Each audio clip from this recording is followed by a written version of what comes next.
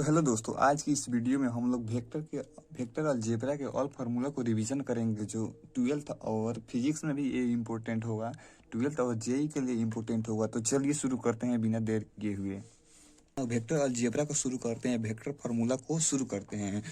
ये मैथ और फिजिक्स दोनों के लिए इम्पोर्टेंट होगा। फिजिकल वेक्टर में फिजिकल क्वांटिटी जो होता है उसको, फिजिकल क्वांटिटी आप जानते होंगे, तो उसको एडिशन के आधार पर दो भागों में बांटा गया है, स्केलर और वेक्टर। स्केलर में क्या होता है? स्केलर में ओनली मैग्नीट्यूड होता है, डायरेक्शन नहीं होता है। जैसे में एग्जांपल में होता है तो मास, लेंथ, टाइम, करेंट। टाइम का केवल मैग्नीट्यूड होता है, डायरेक्शन क्या होता है? टाइम में कुछ नहीं होता है। मास और लेंथ का भी डायरेक्शन नहीं होता है। वेक्टर क्वांटिटीज क्या होता है? वेक्टर में होता है मैग्नीट्यूड और डायरेक्शन दोनों होता है। जैसे फोर्स, मोमेंटम, वेलोसिटी, एक्सेलरेशन, सब में डायरेक्शन और मैग्नीट्यूड दोनों होता है। रिप्रेजेंटेशन ऑफ वेक्टर कैसे करते हैं? जैसे में यहाँ पर नोटेशन दिया गया है तो इसको वेक्टर ऑफ ए कहते हैं, इसको मैग्नीट्यूड ऑफ ए कहते हैं, इसको डायरेक्शन बताता है कि इस तरफ जा रहा है, इस तरह रहेगा तो डायरेक्शन ऑफ वेक्टर ए कहा जाता है। नाउ टाइप्स ऑफ वेक्टर को देखते हैं। टाइप्स ऑफ वेक्टर क्या होता है? एक number equal vector. Equal vector क्या होता है? जिसमें मैग्नीट्यूड सेम होता है और डायरेक्शन भी सेम होता है, उसमें इक्वल वेक्टर होता है। दोनों का मैग्नीट्यूड और डायरेक्शन दोनों सेम होगा। Parallel vector. पैरेलल वेक्टर किसे कहते हैं? पैरेलल वेक्टर में मैग्नीट्यूड में और में नोट सेम, मैग्नीट्यूड सेम हो भी सकता है और नहीं भी हो सकता, डायरेक्शन हमेशा सेम रहेगा। निगेटिव वेक्टर क्या होता है? निगेटिव वेक्टर में मैग्नीट्यूड सेम होता है बट डायरेक्शन दोनों का अपोजिट होता है। जैसे में एक इधर रहेगा तो एक इधर रहेगा, दोनों का मैग्नीट्यूड सेम है बट डायरेक्शन अपोजिट है। कोई इनिशियल वेक्टर किसे कहते हैं? कोई इनिशियल वेक्टर टू और मोर वेक्टर इनिशियल पॉइंट सेम होता है। जिसका इनिशियल पॉइंट सेम होता है उसको कोई इनिशियल वेक्टर कहते हैं। जैसे दो वेक्टर सेम पॉइंट से जा रहा है उसे कोई इनिशियल वेक्टर कहते हैं। जैसे में ये वाला यहाँ से जा रहा है, दोनों इस तरफ इधर भी जाए लेकिन एक पॉइंट से जाएगा, उसको कोई initial vector. Coplanar vector किसे कहते हैं? All vector lies in same plane. कोई को प्लेनर वेक्टर में ऑल वेक्टर एक ही प्लेन में लाई करता है। जैसे में ये इतना दूर एक प्लेन हो गया तो दोनों वेक्टर एक ही प्लेन में लाई करेगा।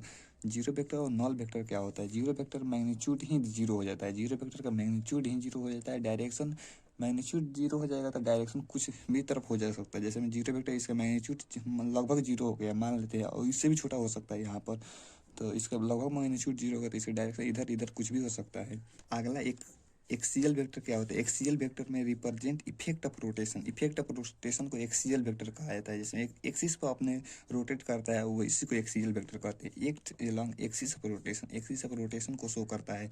जैसे में एग्जांपल में angular velocity, torque, angular momentum भी हो सकता है। लाइक वेक्टर क्या होता है? Like vector having same direction. जिसका दो वेक्टर वेक्टर हैविंग सेम जाएगा, दो वेक्टर होगा वो सेम डायरेक्शन में जाएगा तो उसको लाइक वेक्टर, और अपोजिट डायरेक्शन में होगा उसको अनलाइक वेक्टर कहते हैं, और अपोजिट डायरेक्शन में होगा तो उसको निगेटिव वेक्टर भी कहा जाता है। नाउ वेक्टर का अगला टाइप पोजीशन वेक्टर क्या होता है? पोजीशन वेक्टर एक पॉइंट को रिप्रेजेंट करता है, represent the point of A point. A point कहीं रोटेट रिप्रेजेंट करता है पोजीशन वेक्टर। जैसे डिस्प्लेसमेंट वेक्टर इसी का दूसरा रूप है। डिस्प्लेसमेंट वेक्टर में final position minus initial position को घटा देते हैं तो उसको पोजीशन डिस्प्लेसमेंट वेक्टर निकल जाता है। यूनिट वेक्टर क्या होता है? यूनिट वेक्टर मतलब होता है जिसका डायरेक्शन फिक्स होता है और मैग्नीट्यूड 1 के बराबर होता है। जैसे मैं यहाँ पर आई इस एक्स एक्स एक्सिस पर यूनिट वेक्टर आई कैप मानते हैं, वाई एक्सिस पर जे कैप, जेड एक्सिस पर के कैप मानते हैं। आई और हम लोग जानते हैं यूनिट वेक्टर का मैग्नीट्यूड 1 होता है। जैसे में आई का मैग्नीट्यूड जे कैप, इसको के कैप का मैग्नीट्यूड तीनों का ही 1 होगा। ये अलग अलग एक्सिस का अलग अलग यूनिट वेक्टर है।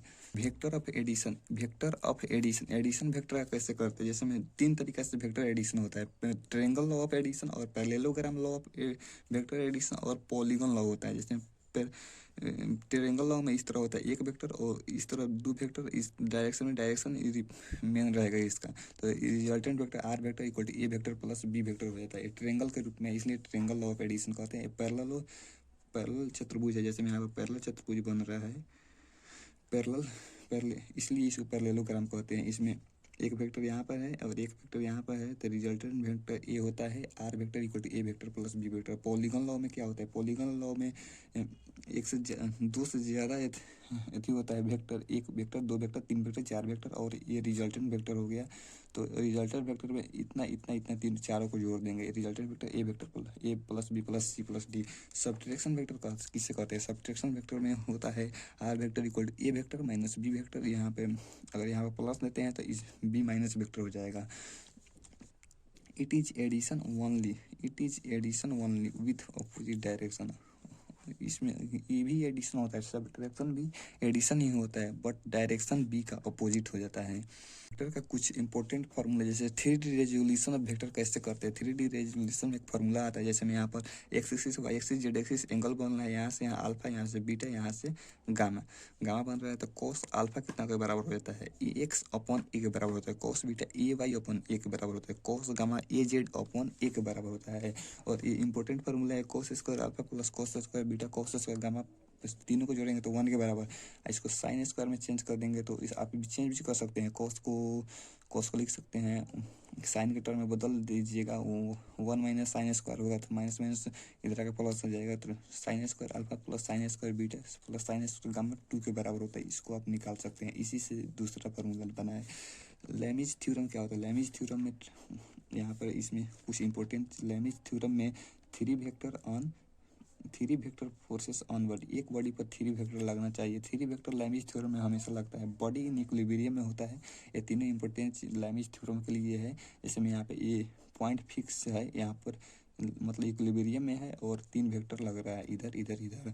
तो F1 के अपोजिट अल्फा, F2 के अपोजिट बीटा, F3 के अपोजिट गामा।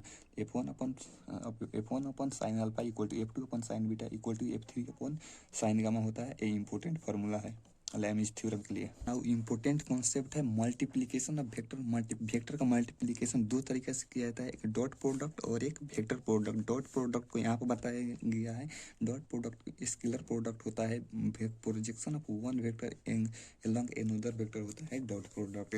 डॉट प्रोडक्ट में A vector dot B vector, A vector का magnitude B vector magnitude cos theta होता है, और दोनों को मल्टीप्लाई करते हैं। अगर एक्सिस के रूप में दिया होगा तो मल्टीप्लाई के एक करेंगे तो ए एक्स बी एक्स प्लस ए वाई बी वाई प्लस ए जेड बी जेड होता है। और अगर यहाँ पे ए वेक्टर और बी वेक्टर, यहाँ पे थीटा एंगल बन रहा है, अगर थीटा दिया रहेगा तो कोस थीटा ए फार्मूला लगाएंगे, नहीं तो ए फार्मूला लगाएंगे। A vector a b vector equal to b a vector होता है। मतलब यहाँ पे डॉट प्रोडक्ट रहेगा दोनों में, तो एक कम्यूटेटिव होता है, डिस्ट्रीब्यूटिव भी होता है। Dot product a vector dot b plus c equal to a b plus a c. यहाँ पर ए डॉट बी मैक्सिमम कब होगा, जब थीटा इक्वल टू 0 मतलब यहाँ पर कॉस थीटा है तो कॉस थीटा पर ही डिपेंड करेगा, ये तो दोनों सेम रहेगा। कॉस 0 पर 1 का होता है, अब कॉस 90 पर कॉस 90 0 होता है, तो कॉस 0 पर मैक्सिमम होगा, तो यहाँ पर ए भी हो जाएगा मैक्सिमम। यहाँ पर ए इंपॉर्टेंट है, ए डॉट ए स्क्वायर के बराबर होता है, और यहाँ पर आई डॉट आई मतलब आई डॉट आई, यहाँ पर आई हो गया, फिर भी ये भी आई हो गया, तो यहाँ पे एंगल 0 हो गया, तो एंगल 0 कॉस 0 1 के बराबर होता है, तो आई डॉट आई 1 के बराबर होता है, जे डॉट जे 1 ए डॉट के 1 के बराबर होता है। यहाँ पर अगर यहाँ पर करेंगे तो आई, यहाँ पर ए डॉट बी कहाँ गया है, मतलब आई डॉट आई, तो आई का मैग्नीट्यूड लेंगे, आई का मैग्नीट्यूड तो 1 ही के बराबर होता है, और कॉस 0 1 ही के बराबर होता है। अगर यहाँ पर 90 डिग्री एंगल बन रहा है आई डॉट जे, तो ये 0 के बराबर, कॉस 90 0 के बराबर होता है, तो एंगल से ही 0 हो जाएगा ये। अब वेक्टर प्रोडक्ट देखते हैं। वेक्टर प्रोडक्ट क्रॉस प्रोडक्ट भी कहा जाता है, क्रॉस प्रोडक्ट को वेक्टर प्रोडक्ट कहा जाता है। A cross B vector equal to A vector का मैग्नीट्यूड बी वेक्टर का magnitude sine theta into n का डायरेक्शन को शो करता है। और इसको एक्सिस के रूप में दिया रहेगा तो डिटर्मिनेंट से सोल्व कर सकते हैं, I J K X A Y Z A B X B Y B Z, और डॉट प्रोडक्ट में इसको दोनों गुना कर देते थे, और यहाँ पे डिटर्मिनेंट के तरीके से निकालेंगे। यहाँ पे क्रॉस प्रोडक्ट दिया गया है, ए वेक्टर और बी वेक्टर, यहाँ पे ए वेक्टर और बी वेक्टर है तो रिजल्टेंट वेक्टर दोनों वेक्टर के परपेंडिकुलर हो जाता है, नीचे ऊपर ए एक प्लेन में है और इसके ऊपर और ये इसके नीचे हो गया, तो मतलब दोनों वेक्टर के परपेंडिकुलर हो जाता है। आई क्रॉस आई जे क्रॉस जे के क्रॉस के मतलब यहाँ पे एंगल 0 है तो साइन 0 0 के बराबर होता है, तो 0 यहाँ पे एंगल पर डिपेंड करेगा। आई क्रॉस जे इक्वल टू के बराबर होता है, जे क्रॉस के इक्वल टू आई, अगला वेक्टर आ जाता है, और अपोजिट होगा जे क्रॉस आई, मतलब पहले आई ना आता है उसके बाद जे आता है, तो उसके उल्टा हो गया तो माइनस आ जाएगा, और जो बचेगा उसके बराबर हो जाएगा। ये भी ए कम्यूटेटिव नहीं होता है, a cross b equal to minus b cross a होता है, ये इंपॉर्टेंट है।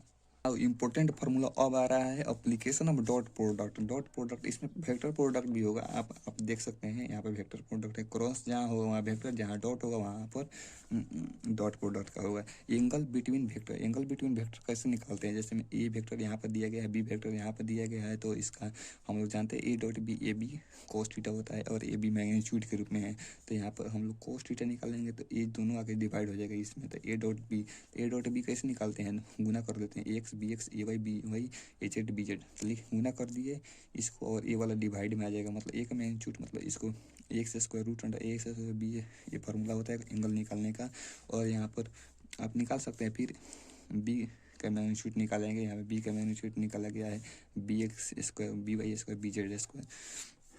नाउ टू वेक्टर परपेंडिकुलर होगा, मतलब टू वेक्टर परपेंडिकुलर होगा, परपेंडिकुलर मतलब 90 डिग्री, 90 डिग्री पर कौन जीरो होता है, कोस जीरो की नहीं, कोस जीरो की साइन जीरो होता है, तो 90 डिग्री पर कोस जीरो होता है, कोस जीरो तो कोस किस डॉट प्रोडक्ट में आता है, डॉट प्रोडक्ट में आता है कोस, तो उस तो a vector dot B vector equal to zero हो जाएगा।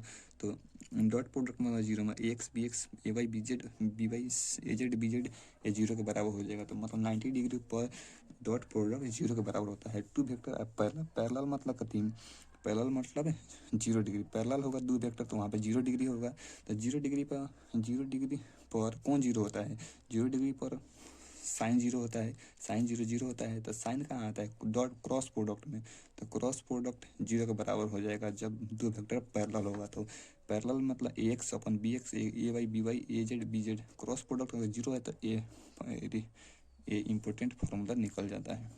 Now last formula, projection of one vector to another, एक वेक्टर का दूसरे पे प्रोजेक्शन कैसे निकालते हैं, जैसे में यहाँ पे एक वेक्टर हो गया और यहाँ पे दूसरा वेक्टर, इसका प्रोजेक्शन यहाँ पर बल्ब जलाएंगे तो ये कहाँ तक आएगा, कहाँ तक घेरेगा, तो उसी को प्रोजेक्शन कहते हैं। मतलब बी वेक्टर एलॉन्ग ए वेक्टर, बी वेक्टर एलॉन्ग ए वेक्टर, तो जिसके एलॉन्ग होगा उसी से मैग्नीट्यूड से डिवाइड करेंगे, ए वेक्टर डॉट बी वेक्टर, अपन यहाँ कुछ भी नहीं है, अपन ए का मैग्नीट्यूड एक का प्रोजेक्शन देख रहे हैं तो ए के मैग्नीट्यूड से डिवाइड करेंगे, बट और यहाँ पे a vector along B vector, तो यहाँ बी वेक्टर पर देखा जा रहा है तो बी वेक्टर का मैग्नीट्यूड से डिवाइड करेंगे और दोनों में डॉट प्रोडक्ट होगा दोनों का।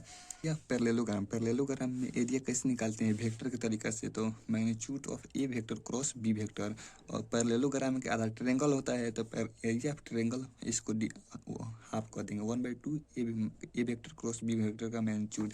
Area parallelogram in term of diagonal, अगर डायगोनल दो वेक्टर का दिया रहेगा तो उसका एरिया कैसे निकालते हैं, तो 1/2 डी का 1/2 D1 cross D2, diagonal 1 diagonal 2 का क्रॉस प्रोडक्ट और उसका मैग्नीट्यूड निकालेंगे और उसका आधा कर देंगे तो एरिया हो जाएगा parallelogram in term of diagonal. Volume of parallel pipe कैसे निकालते हैं, जैसे में यहाँ पैरेलल पाइप हो गया, पाइप के रूप में दिया गया है, तो इसका वॉल्यूम कैसे निकालते हैं, तो यहाँ पे a vector b vector c vector, तो ए क्रॉस बी इन डॉट सी, यहाँ पे a cross b dot c, तो दोनों वेक्टर दिया रहेगा उसको उससे सॉल्व करेंगे, आंसर आ जाएगा। थैंक यू, मिलते हैं नेक्स्ट वीडियो में। वीडियो अच्छा लगे तो आप लाइक से सब्सक्राइब कर सकते हैं।